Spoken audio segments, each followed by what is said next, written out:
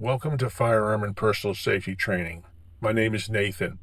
I'm the founder and an instructor for Firearm and Personal Safety Training. If you ever felt nervous about handling a firearm, especially the first time, you're in the right place. Over the next 30 minutes, I'm going to show you exactly how to build confidence step by step without pressure, shame, or fear. This is the first of a 10-part series on new firearm owners' journey to confidence, empowering you to protect what matters most. Today, we'll set your 30-day plan and expectations. This is a supportive pace, not pressure, for every audience member: women, men, families, seniors. Simple, practical safety for every family. Why a roadmap? Why this is important? It gives you a starting point. Often you start off very fearful and not confident being a new gun owner or not experienced. By having a roadmap to follow, you'll start building safe habits day by day with repetition and practice, developing muscle memory until at some point along the way, you'll start to feel more and more confident. This is a 1 in 10 series specifically to walk you through that. If you go to our website, you'll find an ebook called Cautious to Confident, your 30-day firearm beginner's guide. This series is based on that ebook, and you'll have an opportunity to read and start to learn as you walk through this series together. And then if questions arise, you'll have a way to have those questions answered. It's very important that you have this roadmap. Let me tell you about Sarah. Sarah is a new gun owner. She knew that she needed to protect herself, but also protect her family. She's a single mother and felt as though that she needed to find a way to protect herself when she was at home with her son. She came to us because she was fearful. She didn't have the confidence, and she wanted someone to help her walk through that process and overcome those fears and not do this alone. She went to the range with us for the first time, and she started to develop good habits, safe habits. And as she did this in repetition, she became more confident. I'm not saying after she went to the range the first time that she was totally confident, but she was much more confident than she was from the beginning. And she knew she had an avenue to ask questions and not feel intimidated or stupid. One of the important things once you become a responsible gun owner is safely storing your weapon. Depending on your situation, there's different ways. Most guns that you purchase are going to have a safety cable lock with them to prevent the firearm from being loaded and fired if somebody else would pick the gun up. There's other ways, like lock boxes that you could put, like you see in the picture, where it has a key to open up. It could be at your bedside or a bedside table. Some of the newer ones are more expensive, but have number locks, like number codes that you can use, or biometric fingerprints so that you put your fingers on it, or a key fob that'll open it automatically in a hurry. The importance is keeping the gun away from those who don't understand guns and to keep everybody safe, especially children. And some of the big stand-up safes is for long guns, but also for pistols, and that also keeps your guns safe. Kids and gun safety is vitally important. As a parent with guns in your house, or even if you don't have guns, teaching your children in a calm and matter-of-fact way about firearms, teaching if they find one to stop, don't touch, and leave that firearm alone and go get an adult. That'll help. If they do this every single time, even if they go into somebody else's house and find a firearm, or if they're going to school and they find one laying in the street, they know what to do. If you go to our website, firearmandpersonalsafetytraining.com, you'll find an ebook called Child-Proofing Your Home, a guide to gun safety. That'll help walk you through the process and give you more resources as a parent needs to teach their children about firearms. The next thing we want to talk about is range, what to bring to your range. Always wear eye protection. If you fire a semi-automatic firearm, they eject the spent casings in the air and often hit yourself or the person beside you in the eye or in the face. Ear protection. Firing guns is very loud, especially if you're firing many rounds in a 30-minute or 60-minute range time.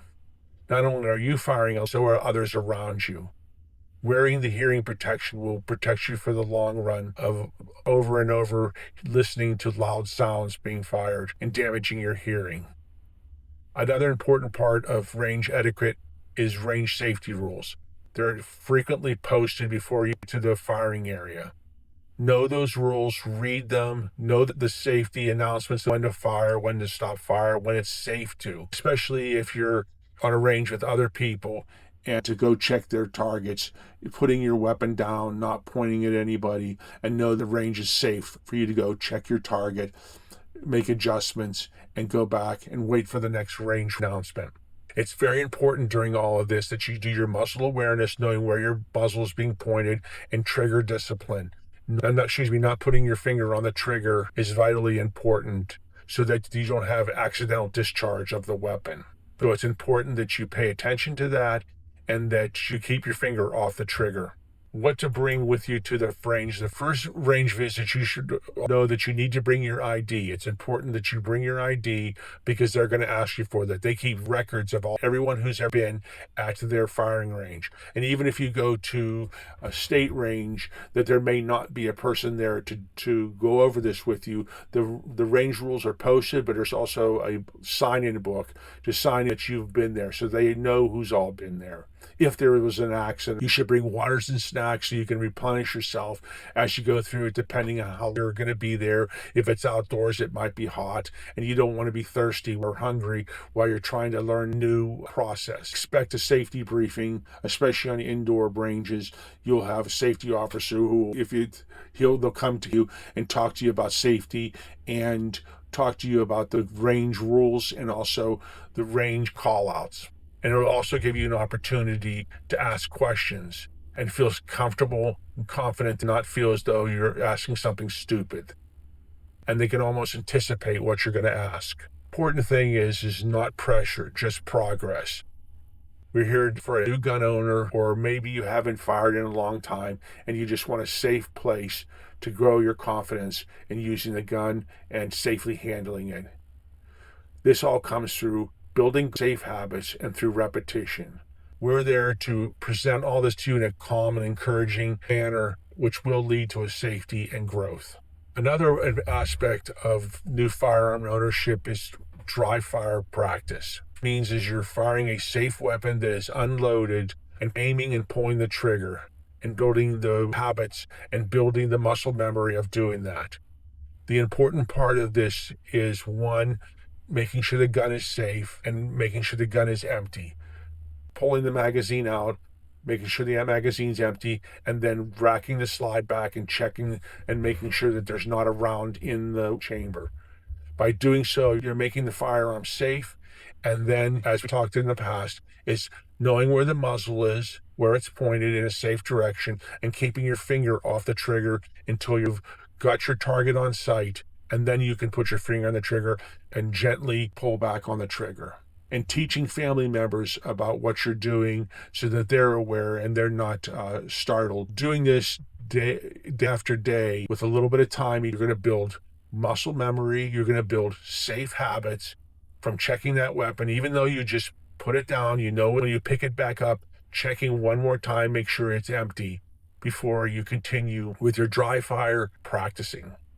And if you do this day after day, you will build better habits and confidence. Legal transport of firearms. This is very important. As a responsible gun owner, it's important that you know your state, local laws regarding transporting firearms, storage of firearms. You also need to know if you're transporting a firearm, that a law enforcement officer pulls you over. Some states you're required to let them know you have a firearms, and there's rules specifically about those who have concealed carry permits and those who don't. The important aspect of transporting a firearm is having the firearm secured, locked, and having the ammo separate, often in a separate compartment from the firearm itself. That helps build safety for yourself, but also those who you're with. And during the series, we'll dive into this legal aspect deeper to make sure of understanding. In closing, Safety is a lifelong habit. It doesn't happen just once. Every time you pick a firearm, making sure it's safe, knowing where you're pointing the firearm and the muzzle's pointing it is important. Clearing the firearm before every time you pick it up, safely storing the firearm with a lockbox or a safe or a cable lock. Please subscribe to firearmsandpersonalsafetytraining.com. You can email us questions at firearmpersonalsafetytrain@gmail, or filling out a contact form on the website, and we'll answer your questions. And I look forward to seeing you in the next of the 10 series, and we'll build confidence and good habits together. Thank you.